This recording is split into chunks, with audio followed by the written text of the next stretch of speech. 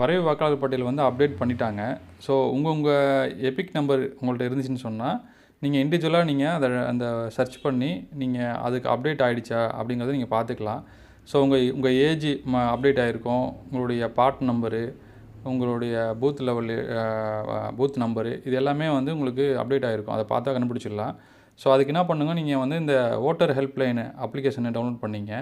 Download பண்ணிட்டு நீங்கள் உள்ளே போனதுக்கு பிறகு மேலே சர்ச் யுவர் நேம்னு போயிருக்கும். அதில் கிளிக் பண்ணிங்கன்னு சொன்னால் உங்களுக்கு வந்து 4 ஆப்ஷன் வரும். இதில் கடைசியில் பார்த்தீங்கன்னா சர்ச் பை எபிக் நம்பர்னு இருக்கும். அதை கொடுத்தும் நீங்கள் பார்த்துக்கலாம்.